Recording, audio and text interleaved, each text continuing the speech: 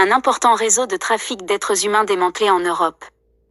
Un travail de collaboration entre le Royaume-Uni et plusieurs forces de police européennes a permis l'arrestation de 20 personnes impliquées dans un vaste réseau de trafic de migrants.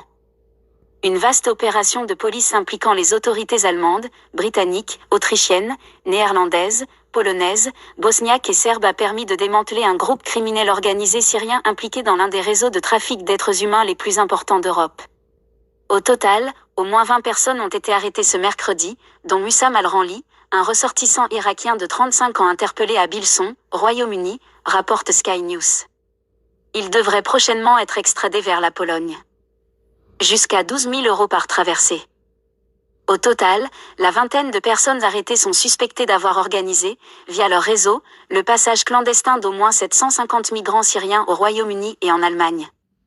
Hussam al-Ranli est par exemple soupçonné d'avoir organisé le passage illégal de migrants de la Biélorussie vers la Pologne pour le compte du groupe criminel, puis d'avoir organisé la poursuite de leur voyage jusqu'à la frontière entre la Pologne et l'Allemagne, comme l'a détaillé la National Crime Agency, NCA, dans un communiqué.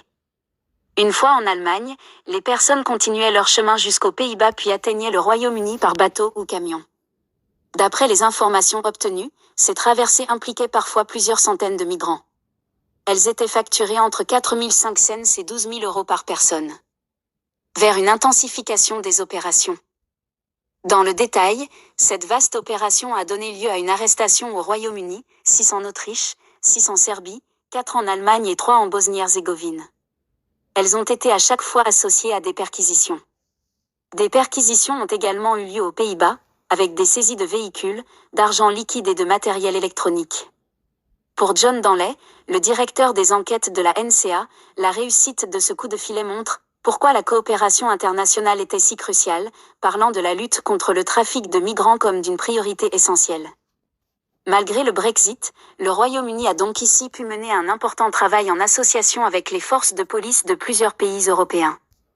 Ainsi, pour Angela Eagle, ministre britannique de la Sécurité des frontières et de l'asile, la lutte contre ces réseaux passe par le fait de collaborer avec des partenaires à l'étranger. Elle a assuré avoir choisi d'investir davantage de fonds et de ressources dans ce type d'opération, dans l'objectif de démanteler d'autres réseaux.